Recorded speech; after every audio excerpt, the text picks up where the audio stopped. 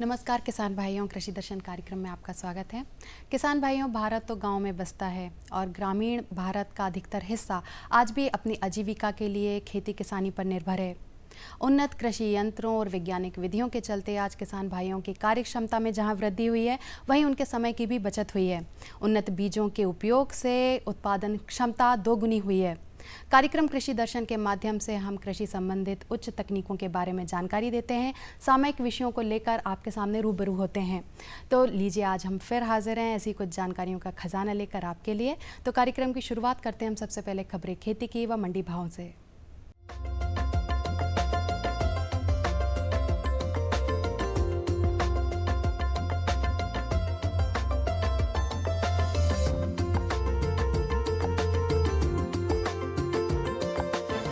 नमस्कार किसान भाइयों, स्वागत है आपका खबरें खेती में। और आइए नजर डालते हैं आज की कृषि की खास खबरों पर।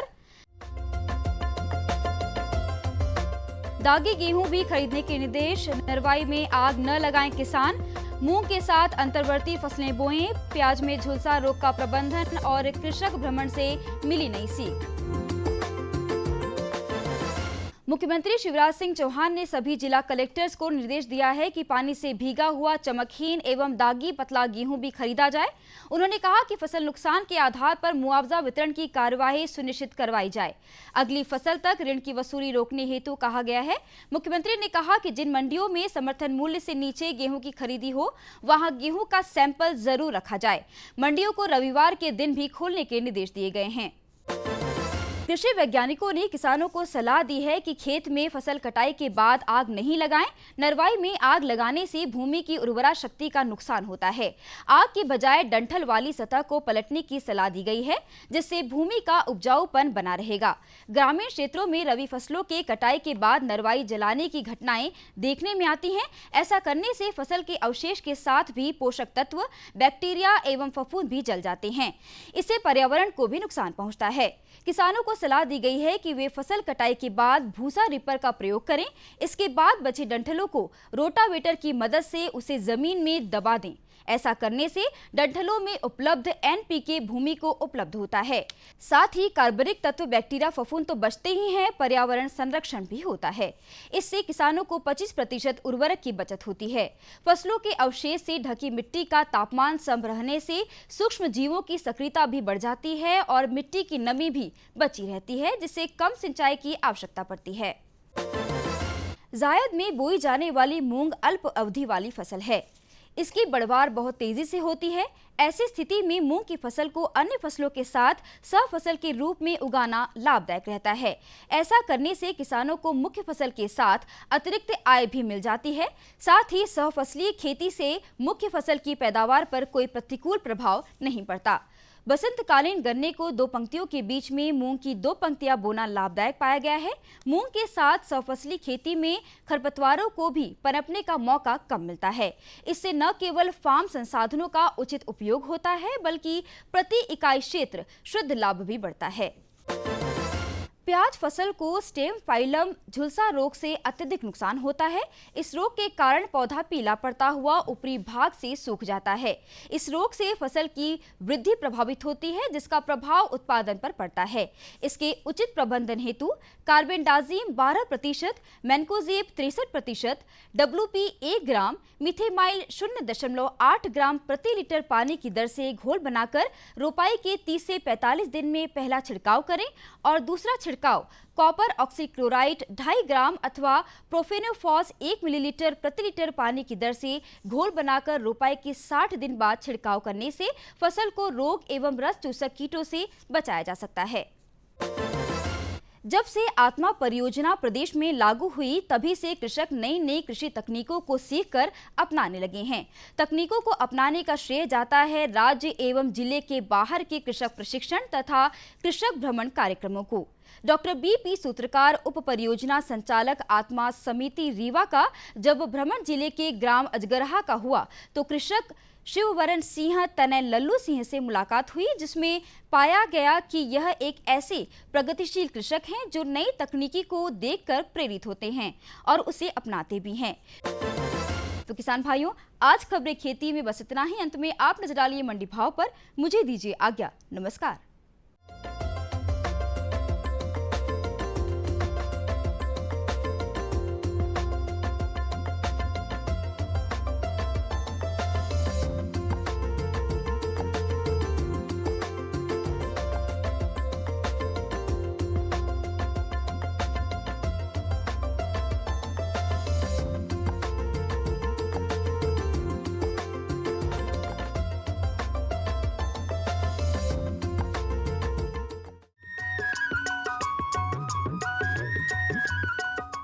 ये लो। और बताओ। बस। अरे ये क्या भैया जी, बस इतनी सी रासायनिक खाद? किसानी छोड़ रहे हो क्या? किसानी नहीं, नादानी छोड़ रहे हैं। मिट्टी की जांच कराई है। अब तो लाला जी जितनी जरूरत है उतने ही उर्वरक खेत में डालेंगे। हाँ, किसान भाई आज ही अपने जिले की नजदीकी भूमि परीक्षण प्रयोगशाला में मिट्टी की जांच जरूर करवाएं और मिट्टी में पोषक तत्व, नमी व पौधे के विकास को देखते हुए केवल जरूरत के अनुसार ही पोषक तत्व डालें। और हाँ, मिट्टी में गंधक, जस्ता, बोरोन जैसे सूक्ष्म पोषक तत्वों का पता लगाना भी न भूलें। उर्वरक और जैविक खाद के सही उपयोग से भूमि का उपजाऊपन बनाए रखें, उत्पादकता बढ़ाएं, खर्चा घटाएं और बहुमूल्य विदेशी मुद्रा बचाने में भी सहयोग दें। और हाँ, धीमी गति से नाइट्रोजन उपलब्ध कराने वाले उर्वरकों जैसे नीम लेपित यूरिया को प्राथमिकता दें और यूरिया का पत्तों पर छिड़काव करें। अरे वाह, तू तो सचमुच समझदार हो गया रे। अधिक जानकारी के लिए संपर्क करें जिला कृषि अधिकारी या किसान कॉल सेंटर।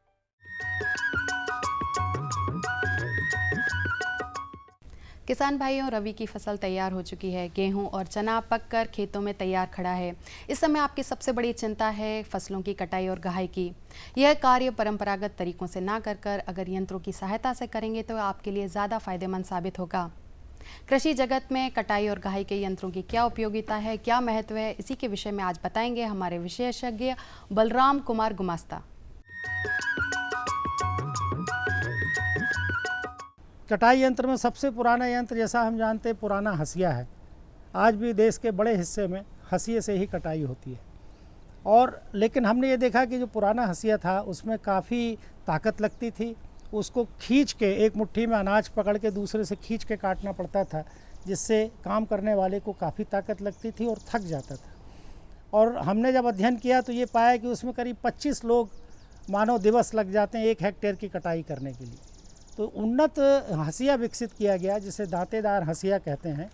उसमें एक सरेटेड ऐसी ब्लेड लगाई गई जिसमें दांते बने हुए हैं और दांते इस तरह से किए गए कि 1 सेंटीमीटर में 5 दांते रखे गए हैं और उसको स्लाइड करके, खिसका के उससे हम अनाज की कटाई करते हैं, कि खेत में फसल की कटाई करते हैं, जिससे हमें कम ताकत लगती है। और कम ताकत लगने की वजह से ये हो जाता है कि जहाँ 20-25 आदमी चाहिए 1 हेक्टेयर की कटाई के लिए, वहाँ आप 10-12 लोगों से काम कर सकते हैं। अब आप यहाँ देखिए कि श्रम को बचा रहे हैं और किसान को लाभ ये हो रहा है कि 25 आदमी की जगह वो 10 या 12 आदमी से ये काम कर रहा है। यह हंसिया उपलब्ध है बाज़ार में, कि बहुत सारी कंपनियाँ इसको बना रही हैं। 80 रुपये से 100 रुपये के बीच इसकी कीमत है। इसको नवीन सिकल कहते हैं या नवीन हंसिया कहा जाता है, दांतेदार हंसिया। इसका उपयोग किसान भाई अपने खेत की कटाई के लिए कर सकते हैं। आज जैसा मौसम गड़बड़ हो रहा है, जिसमें खेत में फसलें गिर भी गई हैं, जहां हम और दूसरी मशीनों से खेत की कटाई करना में असुविधा है, वहां इस हंसिये के उपयोग से जहां आप श्रम बचा सकते हैं, वहीं आप लाभ प्राप्त कर सकते हैं। आपको मजदूरी कम देनी पड़ेगी। 5-6 आदमी की मजदूरी कम देनी पड़ी तो काफ़ी बड़ी मदद किसान के लिए हो जाती। इसी क्रम में अगर हम दूसरे कटाई यंत्रों की बात करें तो एक वॉक बिहाइंड वाला जो VCR है, vertical conveyor reaper, self propelled जिसको कहते हैं, स्वचालित कटाई यंत्र एक है। और ये बहुत अच्छा यंत्र है, जिसमें अगर मान लीजिए कटाई के समय मजदूर की दिक्कत होती है तो किसान भाई खुद या उसके परिवार के सदस्य इसको चला सकते हैं। एक आदमी इसको पीछे चल के चलाता है, जैसे कि पावर टिलर चलता है उस तरह से। और इसकी क्षमता भी बहुत अच्छी है, 0.25 हेक्टेयर प्रति घंटा ये कटाई कर लेता है। और घर के सदस्य इसको 2 से 2.5 घंटे में 1 हेक्टेयर की कटाई कर सकते हैं। इस यंत्र में अच्छाई ये है कि ये विंड्रोइंग भी करता है, मतलब काटेगा और फसल को लाइन से गिरा के रखेगा, ताकि 2 लोग पीछे आके उसके बंडल बना के उसको चला सकते हैं। 6 हॉर्स पावर का इसमें एक इंजन होता है, खपत भी ज़्यादा नहीं है। डीजल का इंजन होता है, जिसमें आप करीब आधा से 1 लीटर तक का प्रति घंटे का डीजल का खर्चा आता है। और इस तरह के यंत्र जो बाज़ार में उपलब्ध हैं वो 50,000 से 60,000 के बीच इनकी कीमत है। कीमत में थोड़ा सा फ़र्क हो सकता है समय के हिसाब से, पर एक अनुमान तय मैंने जो कीमत आपको बताई, इसमें ये यंत्र उपलब्ध हैं। और ये एक रोज़गार उपलब्ध कराने वाले भी यंत्र हैं, जिसमें किसान अपने खेत की कटाई तो कर ही सकता है, लेकिन अगर समय बचता है तो वो दूसरे किसान के खेत की कटाई भी कर सकता है और समय पे फसल को घर ला सकता है। क्योंकि किसान का सबसे महत्वपूर्ण बात यह है कि जब फसल पक के खड़ी है उस समय उसको मौसम से बचाना, उससे उस समय आने वाली तमाम दुर्घटनाएं जो प्राकृतिक हैं उससे बचा के किसान समय पे फसल को अपने घर ले जाए, ये उसकी प्राथमिकता होती है। दूसरा इसी क्रम में आप देखें तो एक ट्रैक्टर माउंटेड भी है, ट्रैक्टर के आगे लगने वाला VCR कहते हैं उसको, वर्टिकल कन्वेयर रीपर विंडरोवर। ये भी ठीक उसी तरह है, लेकिन जो पहले मैंने अभी चर्चा की उसमें आप एक आदमी प्रचालक पीछे चलता है, और ये जो है ट्रैक्टर माउंटेड जो है, ट्रैक्टर के ऊपर आगे लगने वाला VCR, इसमें आप ट्रैक्टर के ऊपर बैठ के इसको चला सकते हैं। और क्षमता की तरह अगर देखें तो क्षमता के हिसाब से ये उससे ज़्यादा क्षमता वाला है, और करीब करीब इसमें 2 मीटर का कटर बार होता है, और इसलिए ये करीब 0.3 हेक्टेयर प्रति घंटे के हिसाब से फसल की कटाई करेगा और साथ साथ उसको लाइन से काट के डालता जाएगा। तो ये इसका प्रचलन बहुत बढ़ा है, और ये बाज़ार में बहुतायत से इस समय कई कंपनियां इसको उपलब्ध करा रही हैं। किसान भाइयों के पास ट्रैक्टर उपलब्ध होते हैं, और वो चाहें और उसमें वो VCR को ख़रीद के, वर्टिकल कन्वेयर रीपर विंडरोवर को ख़रीद के अपने ट्रैक्टर में आगे और उसका अटैचमेंट लगा सकते हैं, और इस तरह वो समय पे अपनी फसल की कटाई कर सकते हैं, और इसको किराए पे भी चलाया जा सकता है। तो ये एक किस्म का रोज़गार भी देता है और समय पे फसल की कटाई भी करता है। अब जो हम VCR और इनकी सेल्फ प्रोपेल्ड जो स्वचालित कटाई यंत्रों की जब बात कर रहे हैं, तो ये ज़रूरी है कि गहाई यंत्र की भी बात की जाए, क्योंकि गहाई के लिए भी उन्नत जो यंत्र, गहाई यंत्र हैं जिनको थ्रेशर हम कहते हैं, वो भी विकसित किए गए हैं। ख़ासतौर से केंद्रीय कृषि अभियांत्रिकी संस्थान ने एक बहुउद्देशीय थ्रेशर विकसित किया है, जो 7.5 हार्स पावर की मोटर से चलता है, और उसमें अच्छाई ये है कि उसमें तमाम फसलें, अनाज फसलें और दलहन फसलें सभी कोई आप उसमें गहाई कर सकते हैं। उस थ्रेशर का उपयोग करके आप गेहूँ, धान और सोयाबीन और यहाँ तक कि ज्वार और अरहर जैसी फसलों का भी आप उसमें गहाई कर सकते हैं। और ये यंत्र इतने उपयुक्त हैं कि इनकी क्षमता अगर आप गहाई की देखें तो 3.5 से करीब 13.5 क्विंटल तक प्रति घंटे की गहाई की क्षमता है। भूसे की क्वालिटी बहुत अच्छी इसमें बनती है, और ये 2 किस्म के थ्रेशर को मिला के बनाया गया है। CIA बहुउद्देशीय जो थ्रेशर है, इसमें एक तो थ्रेशर लगाया गया जो गेहूं का थ्रेशर जिसको आप कहते हैं, जिसको हैमर मिल थ्रेशर कहते हैं, और दूसरा एक थ्रेशर होता है जिसको एक्शियल फ्लो थ्रेशर कहते हैं, जिसमें कि धान आदि की आप गहाई करते हैं। इन दोनों थ्रेशर्स को इसमें मिलाया गया ताकि आपको अलग अलग फसलों के लिए अलग अलग थ्रेशर खरीदने की ज़रूरत ना पड़े। तो ये एक बहुत सुंदर थ्रेशर है, और इसकी कीमत करीब 70-80 हज़ार रुपये के करीब बाज़ार में मिलती है, और इसका उपयोग करके किसान लाभ अर्जित कर सकते हैं। इसमें दाना भी बहुत कम कटता है, करीब 1% करीब का नुकसान उसमें है दाने के कटने का, और भूसे की क्वालिटी बहुत अच्छी मिलती है।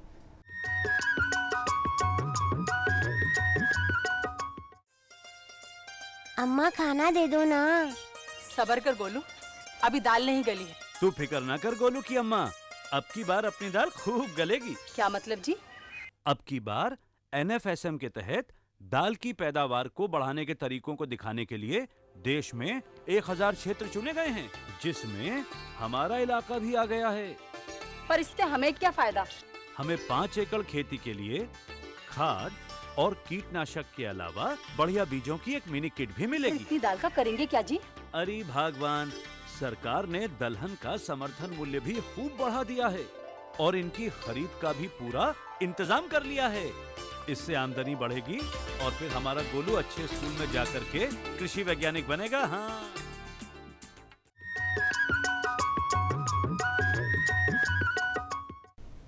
किसान भाइयों, मिट्टी में 23 तरह के पोषक तत्व होते हैं। मिट्टी परीक्षण के द्वारा हम यह पता कर सकते हैं कि हमारे खेतों की मिट्टी में किस पोषक तत्व की कमी है और किस पोषक तत्व की अधिकता। यह जानते हुए हम अपने खेतों की मिट्टी में दी जाने वाली खाद की मात्रा को सुनिश्चित कर सकते हैं। मिट्टी परीक्षण के और भी कई लाभ हैं, इसके बारे में जानेंगे हमारे विशेषज्ञ डॉक्टर संदीप टोडवाल से। हमारी रबी ऋतु की फसलें कट चुकी हैं, खेत हमारे खाली पड़े हैं। बहुत सही समय है कि हम अपनी मिट्टी का जांच कराने के लिए, मिट्टी की स्थिति को जानने के लिए कि हमारी मिट्टी में क्या है, आवश्यक है कि हम मिट्टी की जांच कराएं। मिट्टी की जांच कराने के लिए जो बहुत महत्वपूर्ण बिंदु है, जिसे मिट्टी परीक्षण के नाम से हम जानते हैं, इसमें पहली बात, जब भी हम मिट्टी का नमूना एकत्र करना है। दूसरा पहलू है कि इस एकत्र के नमूने को तैयार करना है नमूना के रूप में। और तीसरी बात, इस नमूने को अपने यहाँ से प्रयोगशाला तक भेजना है और प्रयोगशाला के बाद की जो रिपोर्ट है उसके आधार पर उर्वरक उपयोग करना है। ये 4 बिंदुओं पे पूरी मिट्टी परीक्षण की बात आती है। मिट्टी परीक्षण में जो नमूना एकत्र करना, वहाँ पे ध्यान देने की बात है कि जब भी हम खेत में जाएं तो 1 एकड़ से औसतन 1 नमूने की आवश्यकता पड़ती है और एक नमूना एकत्र करने के लिए 1 एकड़ से कम 4-5 जगह से आपको नमूने लेने पड़ेंगे। नमूना लेना कैसे है कि पहली बात हम ध्यान दें कि मेड़ के पास से नमूना नहीं लेना। दूसरा चीज़, अगर खेत में कोई पेड़ खड़ा हो उस पेड़ के नीचे से नमूना नहीं लेना। तीसरी बात, अगर खेत में कहीं हमने खाद पटक दिया है, गोबर की खाद पटक दी है, उस खाद के गड्ढे के आसपास से नमूना नहीं लेना। अब नमूना लेने से पहले 2 प्रकार की जांचें होती हैं। एक होती है सूक्ष्म पोषक तत्वों की जांच, एक होती है मुख्य पोषक तत्वों की जांच। अगर मुख्य पोषक तत्वों की जांच करानी है तो 3 साल में एक बार, सूक्ष्म पोषक तत्वों की जांच हम 5 साल में भी एक बार कराएं तो उसके आधार पर हम उर्वरकों का उपयोग कर सकते हैं। नमूना लेने में ध्यान देना है कि अगर मुख्य पोषक तत्वों की जाँच के लिए हम नमूना ले रहे हैं तो पहले खेत में जाएँ और आँख मूंद के, मतलब बिना उसके पक्षपात के खेत में 5-6 जगह चिन्हित कर दें और उस चिन्हित हुई जगह से नमूना एकत्र करना है। तो ऊपर वाली मिट्टी को खुरच के अलग कर दें, जिसमें फसल के अवशेष होंगे, सब कुछ होगा, उसको निकाल कर अलग कर दें।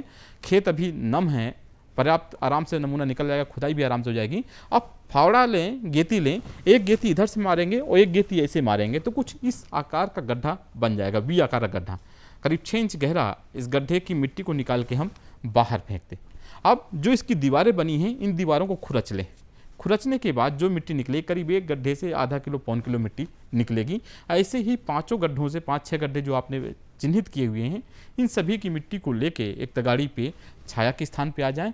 ये नमूना एकत्र करने की बात हो गई। अब नमूने की तैयारी कैसे करना है? छाया स्थान पे लाने के बाद इस पूरे नमूने को बारीकी से कर देना है, बारीक कूट के बराबर कर देना, बारीक कर देना है। और इसमें हम आधा किलो मिट्टी हमें प्रयोगशाला की चाहिए जांच के लिए, कि उसकी जांच के लिए जो मिट्टी चाहिए वो मात्र आधा किलो। हमारे पास अभी 4-5 किलो मिट्टी हो चुकी है। इसको आधा किलो कैसे बदलेंगे? हम बारीक करने के बाद उसका ढेर बना दें और उसमें एक धन का चिन्ह बना दें। किसान भाइयों, धन का चिन्ह बनाने के बाद आमने सामने की मिट्टी को अलग कर देंगे और आमने सामने को मिला देंगे। कहने का से कि एक बार में आधी मिट्टी अलग हो गई। अगर 5 किलो मिट्टी आपने एकत्र की थी तो 2.5 किलो बची, 2.5 किलो अलग हो गई। इसके उपरांत पुनः ये प्रक्रिया करना है। ये तब तक करना है जब तक मिट्टी आपकी आधा किलो ना बच जाए। अब इस आधा किलो मिट्टी को बढ़िया सा हम एक थैली में, चाहे कपड़े की थैली हो चाहे पॉलीथीन की थैली हो, इसमें भर दें। और भरने के बाद इसमें कुछ जानकारियां हैं, वो जानकारियों को भरना है। पहला बात कि आप अपना नाम और पता भर दें। दूसरा, अगर किसान भाई 1 से अधिक नमूने की जांच अपने खेतों की कराना चाह रहा है तो खेत के नाम आवश्यक रूप से, खेत का नाम और खेत नंबर इसमें नोट कर दें। इसके उपरांत पूर्व में कौन सी फसल किसान ने इस खेत में ली है उसका नाम डाल दें और आगे कौन सी फसल लेगा उसका नाम डाल दें। खेत सिंचित है या असिंचित ये नाम डाल दें। ये जानकारियां भरने के बाद इसको प्रयोगशाला में भेजना है। कोशिश करें जब ये जानकारी भरें तो पेन से ना भर के पेंसिल के माध्यम से भरी जाए। पेन में जब भरते हैं तो मिट्टी में नमी होती है, उस नमी को पेन की स्याही खींचती है और स्याही फैल जाती है। तो कई बार आपकी जानकारी समझ में नहीं आती प्रयोगशाला अधिकारी को, तो वो नहीं समझ पाता कि आपने क्या लिखा हुआ। पेंसिल में ऐसी कोई समस्या नहीं होती, तो पेंसिल से इसको भर के प्रयोगशाला तक भेज दें। शासन स्तर पर जो इसकी जांच के चार्जेज हैं मुख्य पोषक तत्वों की, सामान्य श्रेणी किसान भाई है तो उससे मात्र 5 रुपये शासन लेता है और जो हमारे हरिजन आदिवासी किसान भाई हैं उनसे मात्र 3 रुपये शुल्क है इस नमूने की जांच का।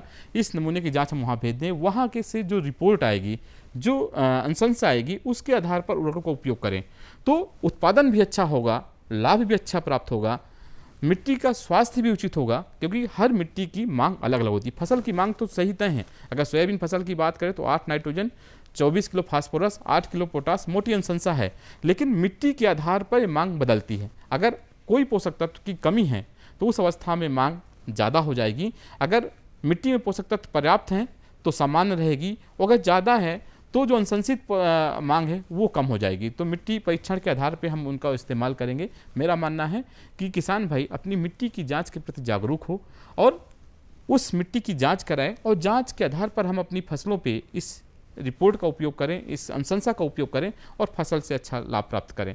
इन बातों किसान अपनाएगा, अपनी खेती को उन्नत करेगा, मिट्टी के स्वास्थ्य को बनाए रखेगा, पर्यावरण प्रदूषण कम होगा, उत्पादन अच्छा प्राप्त होगा, लागत कम हो गई। किसान भाइयों, इनको अपनाएं और अपनी खेती को उन्नत बनाएं। खुशबू की फुहार में, स्वाद की बहार में, तरक्की की तानों में, खिलती मुस्कानों में, हरे भरे पौधों में, बड़े बड़े सौदों में, मधुर भिनभिनाहट में, खुशियों की आहट में। NHM बागवानी मिशन, हमारी चाहत, आपकी मुस्कुराहट। आज तो वसूली करके ही जाऊंगा। घनश्याम, अरे ओ घनश्याम, वो तो स्कूल गए हैं। स्कूल गया है। अरे बहाना तो ढंग का बनाती। हाँ लाला, मैं स्कूल ही गया था, फार्म स्कूल, जहाँ किसानों को सिखाई जाती है खेतों में पैदावार बढ़ाने की हर बात, जैसे मिट्टी के हिसाब से सही खाद, बढ़िया बीज और जरूरत के मुताबिक कीटनाशक, ताकि कम लागत में अधिक मुनाफा। ये पकड़ लाला, तेरा हिसाब साफ।